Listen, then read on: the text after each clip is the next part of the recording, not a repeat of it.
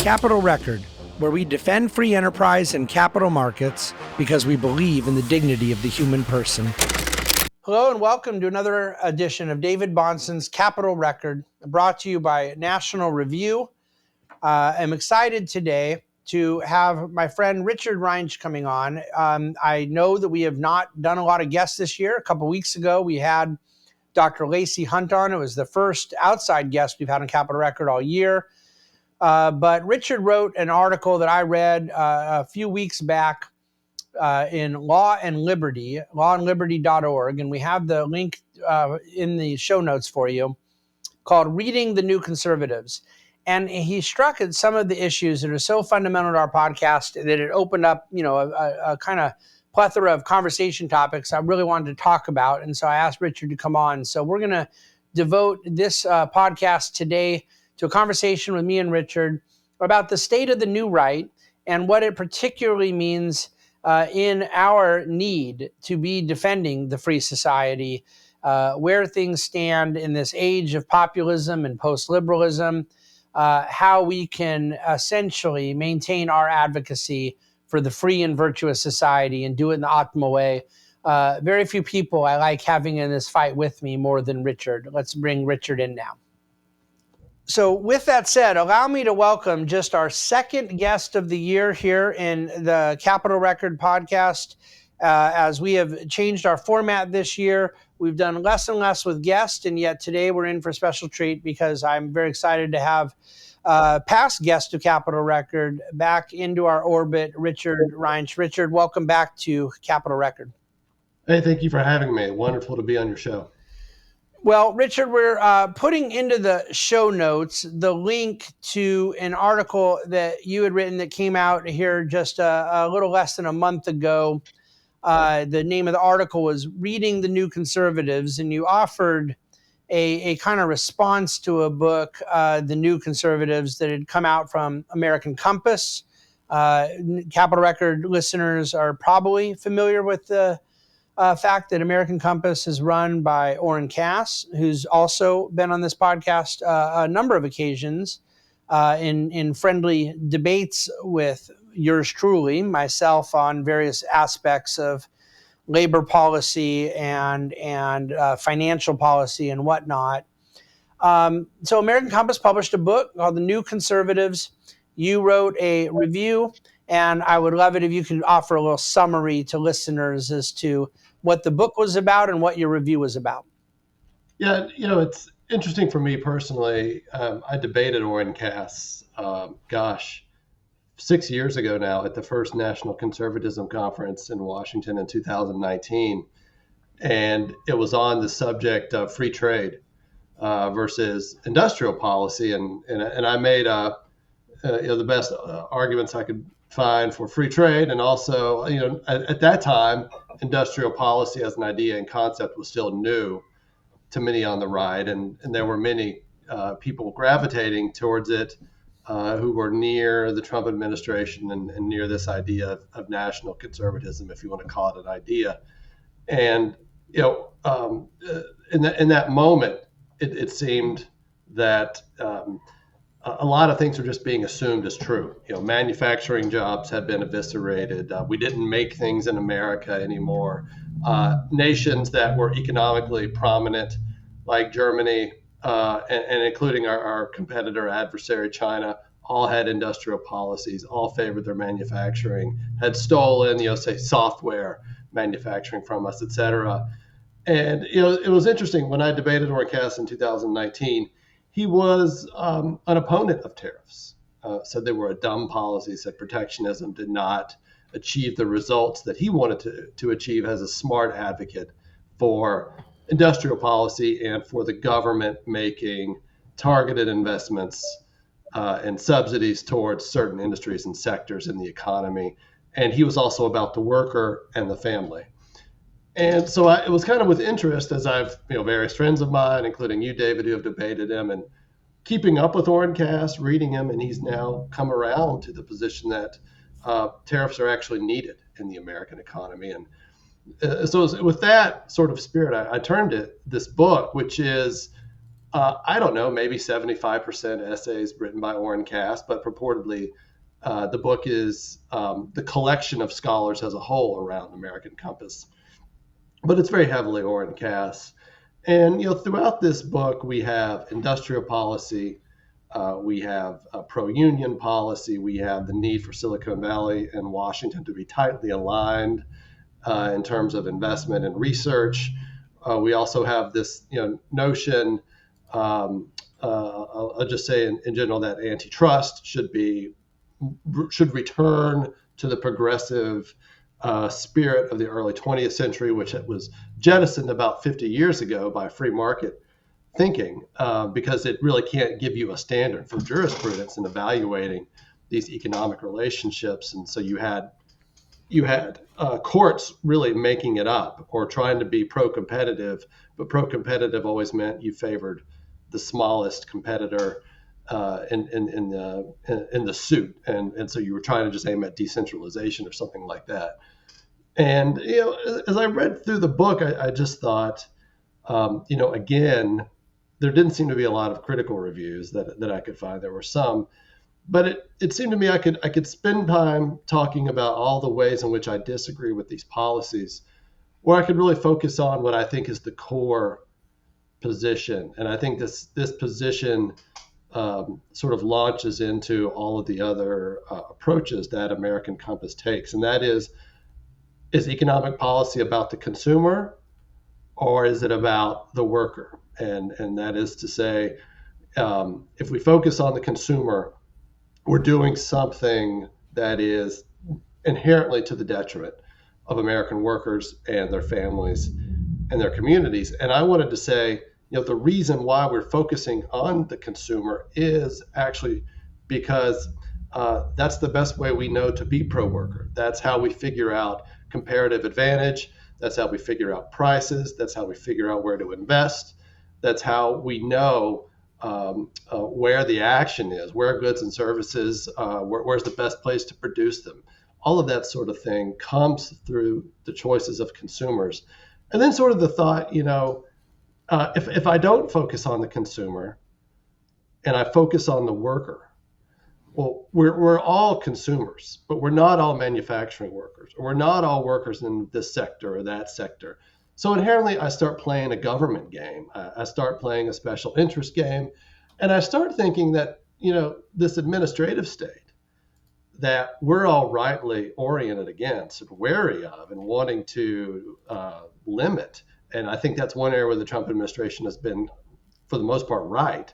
We can quibble about the means in which they've used to do that, but inherently we're going to be relying on the knowledge and the information and the incentives of people in the administrative state to make investments in certain companies and certain sectors of the economy as if they know better than private investors where to put capital. And that just simply is going to, if it does quote unquote work, it's going to be very limited, and it's also going to come with a lot of other costs. And it's also going to involve businesses making what I would think are inherently suboptimal choices about their organization, their labor, their costs, their future pursuits. All of this isn't going to work. And so and it occurs to me as well, what's happening with American Compass, what's happening with much of national conservatism, including, I also review another book in the essay by the president of the Heritage Foundation, Kevin Roberts, by Dawn's Early Light, originally entitled Burning Down Washington, now Taking Back Washington. All of these guys are sort of caught up in thinking. They're in this moment that somehow there's a tight nexus between the economy, the virtue, and the government itself. And that's really where we need to be focused on if we want to rebuild our country and our communities and our families. And I think the evidence just isn't there. There's a primary movement in economics in the 19th century in Germany called the German Historical School. They make this same move. And they criticize in ways in which are very similar to the criticisms that people like you and I face now. They criticize the Austrian School of Economics, which at that time is just organizing, because the Austrian school is saying you have to allow the subjective knowledge of the consumer and prices guide economic production. There is no objective way to identify what people are going to do. You have to let them freely associate with one another while you have these concrete protections through the rule of law, force and fraud, all of these sorts of things. But you want to let people freely move around economically. And the German historical school took from this. We'll use data to form our economic understanding, not theory, not any sort of notion of prices. And once we do that, we'll understand how to reform our countries and make the social sphere work better. And they lose that argument. And when they lose that argument, ultimately in the American sphere and in the British sphere, but they, for certain parts of German history, particularly running up to World War One, they do sort of capture the moment there, which many, we can talk more about that. And it seemed to me we have to push against that sort of mindset if we're going to prevail and defend our free market in this country, which now faces multiple pressure points. So when you look at the sort of whole context of how these things have moved over the last 10 years, I think guys like you and I were concerned about where things were 10 years ago, and then 4 years later, and then a couple years after that. And now here we are. You're describing a certain evolution in even the way that guys like Orrin Cass have gone. Would you say that you're surprised at the evolution, or that it is a logical byproduct of that trajectory, that kind of point of view, that inevitably moves that way? I think I have other questions about those in the traditional conservative right, and where some of that Overton window may have moved. But in terms of those that are starting off with a viewpoint that they're identifying as more nationalistic or more populist, and again, couching it as saying we want to shift our economic policy priority to workers versus consumers, that there is something that might seem benign on the surface of that. Would you argue that what we've seen happen over the last 10 years in this progression is anything other than benign? No, I certainly I don't think it's benign. I'm not going to necessarily attribute bad motives. I don't think you are either to people in the National Conservative Front. But I think there is. I will say this: there is something tantalizing about power, and there is something that we are, as flawed human beings, when we start to sense that the application of centralized power could effectuate real positive changes, that tends to fire us up. I think the question is, and I think what you're asking is when you shift the focus to the worker, and you inherently start to say, no, we need an industrial policy if we're gonna take on our adversary like China. Which is kind of like the starter kit. Once you make that move, then are you now open, because you've said prices aren't going to limit us? We're not going to be determined by whether companies stand or fall on their own. We're not going to be determined by the cost of capital and where does capital actually want to go and all these sorts of things. Do you not now open yourself up to the moment where we're seeing Kevin Hassett argue in favor of taking a 10% stake in Intel by the federal government? And oh, by the way, there will be more such quote unquote investments by our federal government. I think that is inevitable. I think that movement downstream is going to happen and is happening right now. And it's the question of believing that somehow the economy needs not just protection for contracts, force and fraud, but actually needs, as Wilhelm Röpke talked about, if you have the people acting in the economy and you're protecting them from abusing and manipulating one another, to now the government takes control of the whole for its better ordering. Then once you've made that move, then all sorts of things start to make sense. And that's where I was going with this. You're talking about them deciding that things that we have historically believed as conservatives matter a great deal, that there's a kind of economic cogency in price discovery and in capital allocation, and that out of this sort of process various spontaneous ordering of affairs, that we gather information that affects decision making, and there's something laissez-faire to it, but it is helping to drive an optimal condition for productive decision making. And you're saying that once you say you want to ignore some of those things, bad things can happen. But it's also what they proactively invite in, that not just in ignoring price discovery and capital allocation, but essentially replacing it with central planning, not with the skeptical eye that classical conservatives would have had, or a traditional valued free enterprise system would have. In yet at this, what I guess what I'm getting at is the notion that central planning would be a friend, not a foe, to these outcomes strikes me as brand new for those on the right. Not new at all for those on the left, but in fact, at least the way I've always understood it, the deciding difference between those on the right and the left in matters of economic policy was those who believed they could be centrally coordinated, and those who believed that they not only could not be, but should not be. And Hayek referred to this as a fatal conceit. It strikes me that now there are those identifying as on the right that are adopting the fundamental thesis of the left.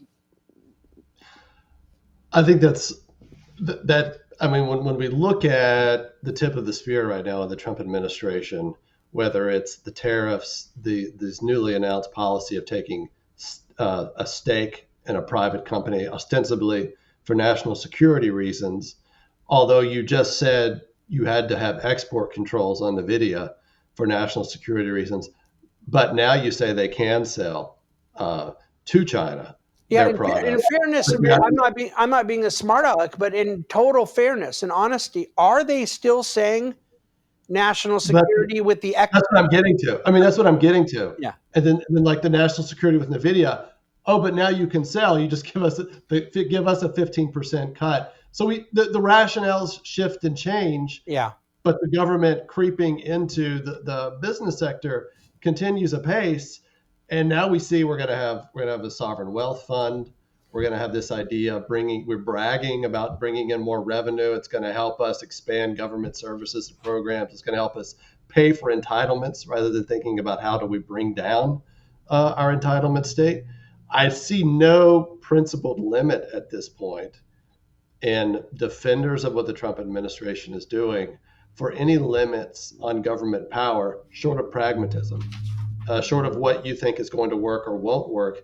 And that leaves you into the situation of how do you tell the distinction between the private commercial sector and the public sector, which is, something that J.D. Vance said a couple of years ago, that there is no difference between the private and the public anymore. And that's a good thing. We should recognize it. Or think about the author of the other book I reviewed, who said, we're going to make the corporations do exactly what we want them to do, and it's going to be glorious. That all seems to be coming to fruition. And the ways in which when I heard this in 22 and 23, I really didn't think would happen. But now we're here. So this is really important. I think listeners know where I stand on a lot of this, and I don't mind sharing for listeners that as I've gotten to know Richard over the years and followed his material, you can assume for our purposes here that he and I are pretty aligned on most of this. So now I want to ask you, not theoretically or hypothetically, or for the purpose of getting to where we already know we agree, but really out of my own curiosity. I am not sure that there is a significant movement that is with the administration on the Intel deal. Now, I would have maybe guessed that 10 years ago there wasn't a significant movement on the tariff side, and then I would have been proven wrong. And I believe that maybe Trump, more than Trumpism, did significantly move the right on free trade. But I would point out that to do it, They had to facilitate a total intellectual schizophrenia in the right to allow it to happen. Because even if 80% of people on the right now talk negatively about free trade, 20% of them are doing it for one reason, 20 for another, 20 for another. But to your point of either using a national security canard or protectionism or intellectual property rights or various other things that flip around. They did it incoherently, but I would grant that they did it successfully, that they really have moved the right on trade. But I do wonder, because I look at a lot of the other issues that guys like you and I have pushed back on, Josh Hawley on credit card fee limits, J.D. Vance saying he wanted a higher federal minimum wage. I don't think there's any groundswell of support, even if a couple people on stage at NatCon say so, for those issues. So I guess what I'm wondering is this equity stake thing in Intel and sovereign wealth fund, and we want to do it in other sectors. And Howard Lutnick saying that there's companies that we're a huge customer for, we should own a piece of them. Is this maybe a moment that could be a blessing in disguise for guys like you and me, because it will be a enough is enough moment for many on the right who we haven't yet found an enough is enough moment? Well, I mean, I could see it. I could see it both ways. I mean, I'll just go back to kind of where we started in this conversation, which is how rapidly things have progressed in the last 5 years, 10 years, 5 to 10 years. The more you lay the groundwork for the government ordering relationships in the private commercial sector, the more those players in the private commercial sector start to make decisions to please people in the government, to please bureaucrats, to meet requirements, to get capital, to get purchases, to get contracts, et cetera, you start to get us more and more comfortable with the idea that there is no public-private distinction. And once you start to play that game, then you're in the realm, I don't think I'm exaggerating, you're in like Japanese 1970s, 1980s industrial policy realm where, essentially your national champions are effectively tools of the government, and they are going abroad to spread, Japanese commerce. And remember the verdict at the end of all of that. The Japanese government said, we thought our industrial policy was the source of our success. We came to find it was the source of our ruin. Could those principles and that logic and that habit, that behavior of thinking spread to other sectors? I mean, the newly elected senator, I live in Ohio, Bernie Moreno, is now advocating to put workers on company boards, publicly traded company boards. I think he has legislation to that effect. He's sponsored with the Democrat. That's an old Orrin Cass idea as well, I think. That's an Orrin Cass idea. It's also a Josh Hawley idea. Now, do those sorts of things start to spread? Now, I'm also from the South, and Southern Republicans are very different on all of these questions, and for the most part, I think are predisposed to challenge this stuff. But it all becomes kind of a conversation, and the window can start to shift and move again on even those questions. I mean, remember J.D. Vance comes into the Senate and wants to and basically favors labor union legislation on railways, and found a lot of Republican co-sponsors. Now, it ultimately died, but those sorts of things start to happen because, again, it's sort of like the one big beautiful bill. I don't think there was any Republican senator who even had the language, the ideas, and the terms to talk about why work mattered, and we wanted to move people off of Medicaid and move able-bodied adults off of Obamacare, and resist the notion that they were being vilified for having this legislation that kind of did that with the requirements, that it stiffened the requirements for those welfare entitlements. And I think that's already, you see a Republican Party that can't talk about the benefits of work over welfare anymore because they've lost those habits. They've lost that way of thinking as we've moved into government and the social and the business are kind of aligned together. And, it's this, if the fundamental problem of our age is we've got to rebuild community, and there's something definitely wrong there. We've got to rebuild family. We've got to rebuild our country, all this sort of stuff. And you don't make the clear articulations for the ways in which government can and cannot aid in that process. And you assume it's all the same, like we have to have transfer payments to families in order to rebuild the family. This is in Orrin Cass's book, but it's also in Kevin Roberts' book, The President of the Heritage Foundation. All this sort of stuff gets muddled along the way. So you see in some of the legislation from guys like Hawley. To my knowledge, nothing Hawley's ever proposed has become a bill that became a law. No.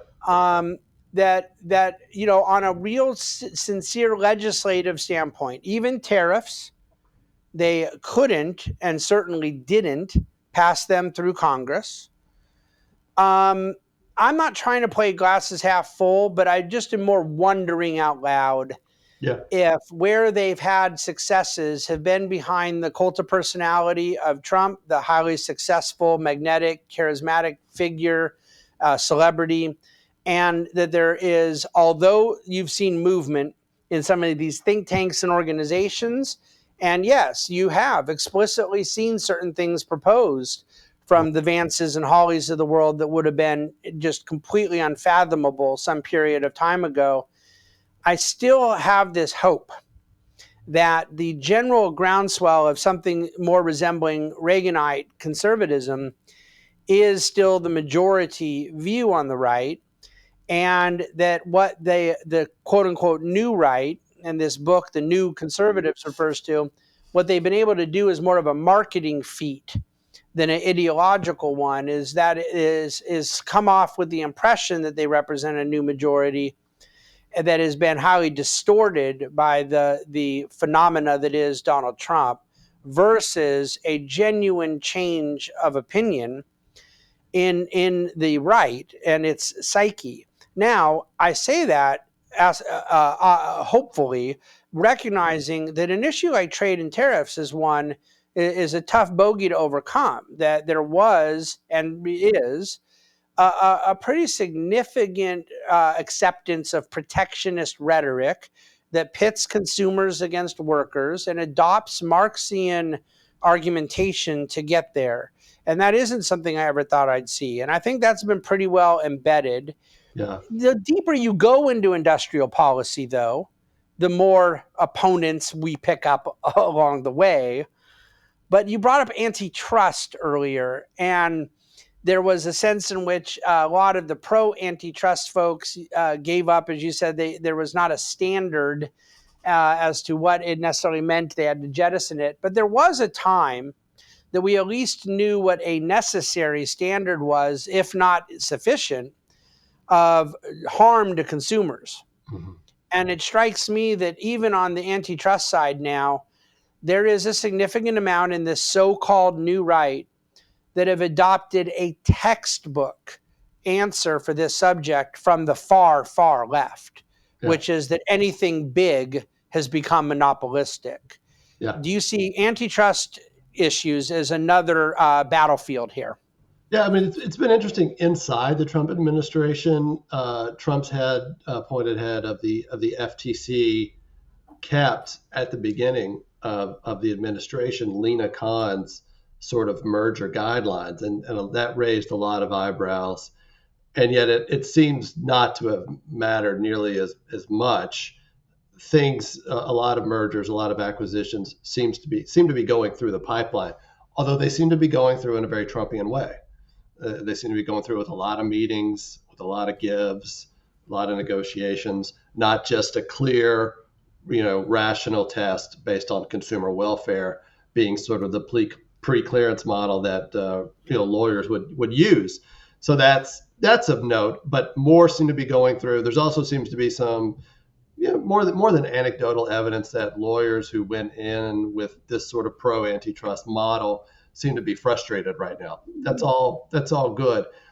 I think the question then comes back to whose principles are going to will out, and not just in this moment, but in time to come, and who's sort of capturing people's imaginations. We know where the left is, and we know where even I think moderate Democrats are going. Look at the Biden administration's policies with Lena Khan.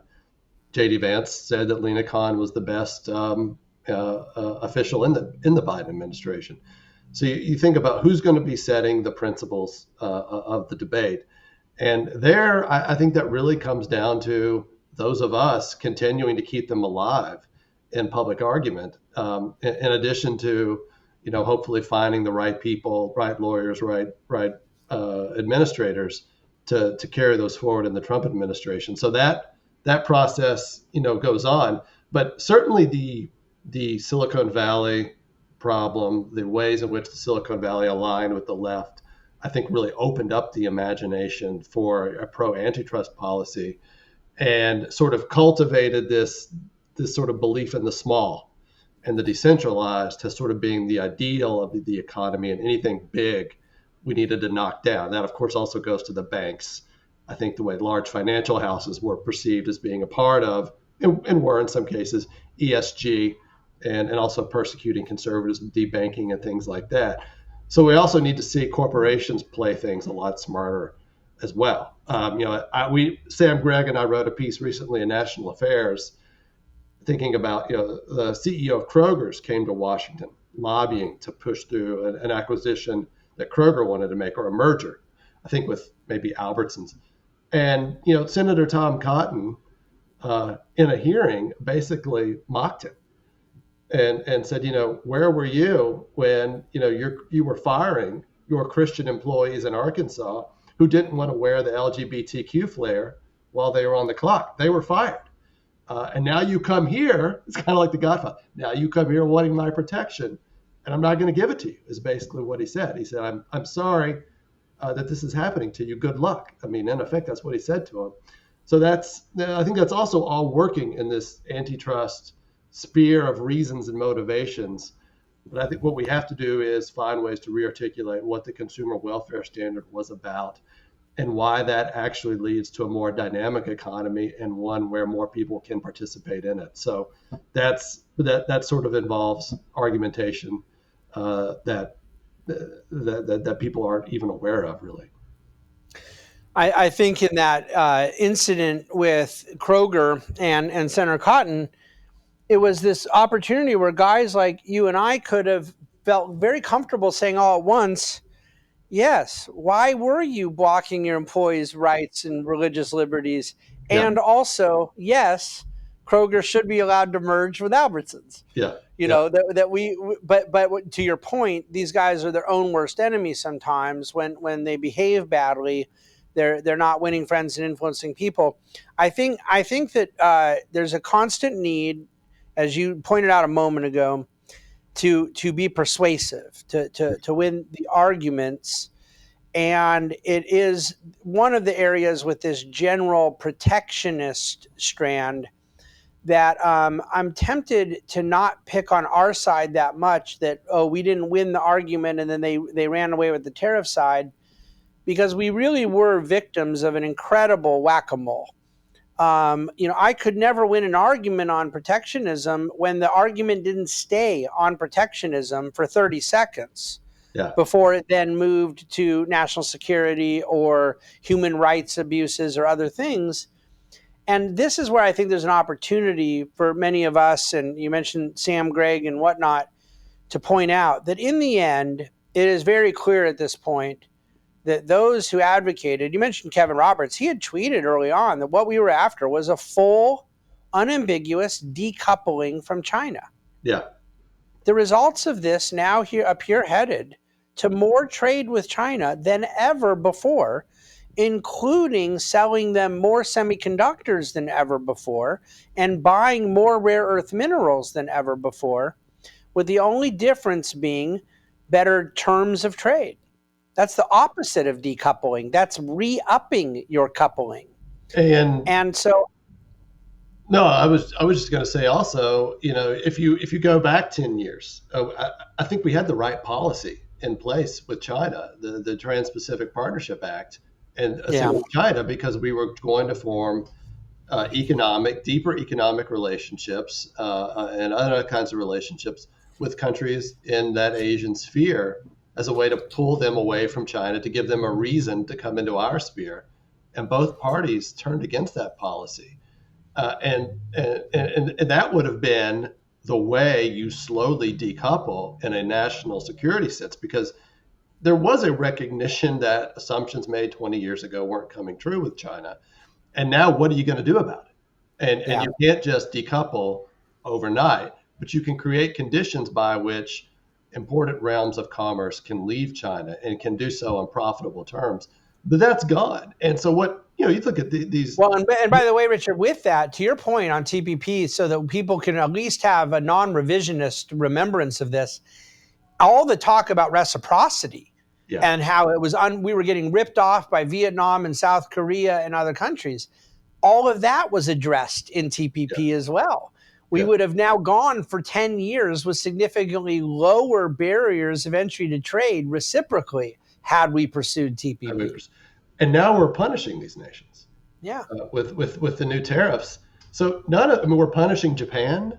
None of this makes any sense. Countries like Indonesia that we need to help bring. So I fail to understand the rationale in any of this. What I noticed is it started with national security, and then it goes to like small towns in Western Pennsylvania we need to recultivate. And then it goes to, the family, and we need to get our young men employed again. And if they're employed, they'll be marriageable and we'll have more children, and Tocqueville and all this stuff. Yep. And it never sticks. At the end of the day, it does seem to me it's about we have to have the government engaged in creating conditions of economic abundance again.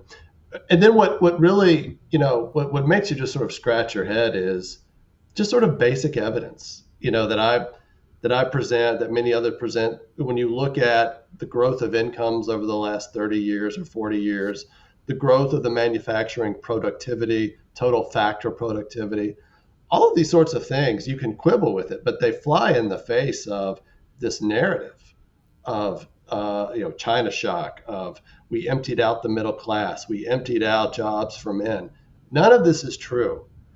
And you start to see, it's like, I'm not saying that they're lying when they're making these arguments, but they aren't remotely true. And it does sort of make you think there is some sort of intoxication with a narrative, its connection to power, and what it's going to do for you and for your political cohort once you gain power and help you attain power, as opposed to thinking through the broader picture of our American economy and the type of manufacturing sector we need, and the parts of our economy, like the service sector, that are incredibly competitive internationally, where we have, quote, a surplus, but you don't want to even talk about that for a second.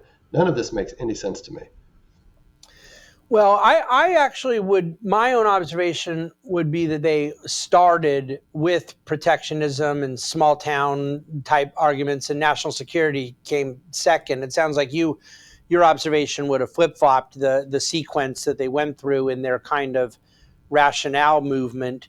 But I agree that they have then ended with attempting to make this sort of moral argument about the dignity of the worker.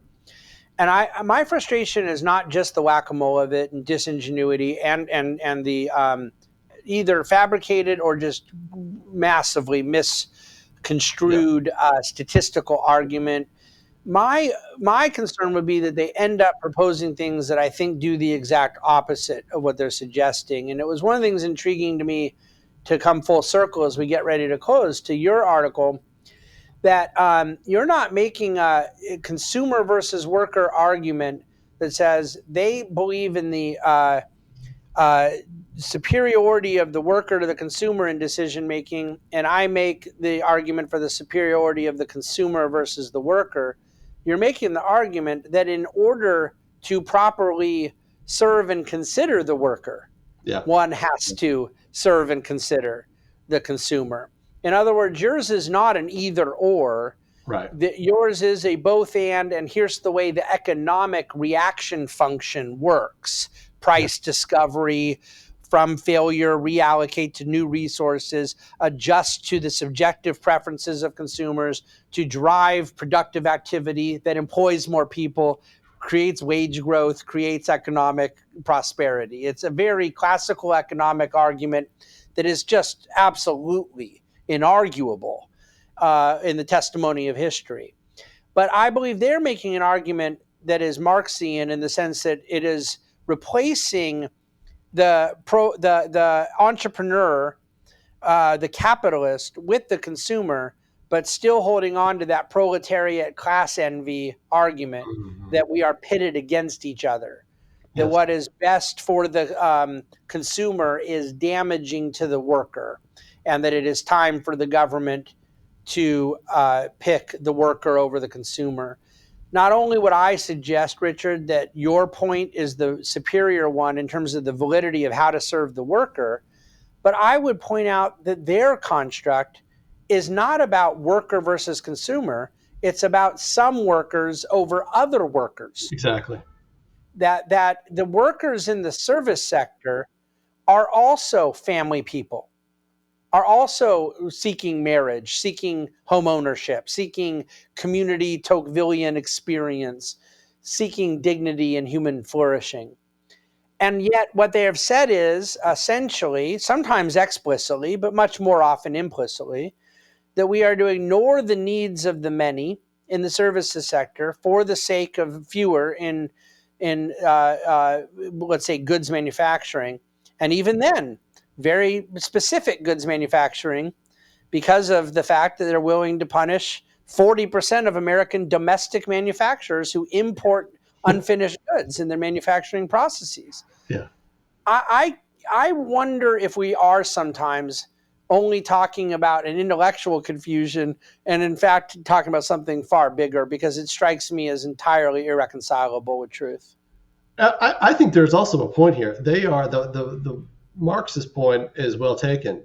I think there is also an instrumentalization of people and of the economy, that you're only thinking about the economy in terms of what it does, what it produces in relationship to the power of the government, and what it means for the nation overall.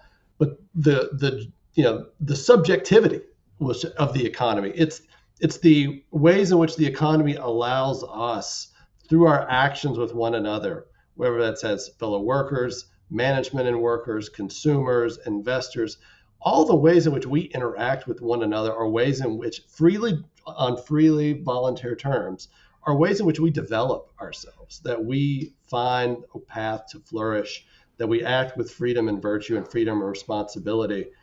And there's something in this new right argument about economics where you're actually turning that inside out and saying the government is going to intervene, direct, order for the sake of an exterior or an ulterior end motive. And that's the thing that matters. It's not all the stuff that happens in the voluntary, peaceful commercial realm.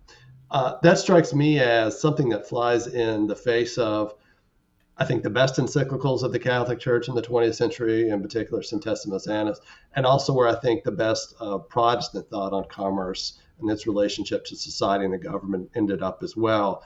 And that point needs to be made, I think, more regularly, that you're actually damaging relationships between individuals when you intervene in the manner in which they propose and conceive of the economy in the way that they do. Well, amen. I couldn't agree more. The piece you've written, Law and Liberty, is just fantastic. We have the link in the show notes.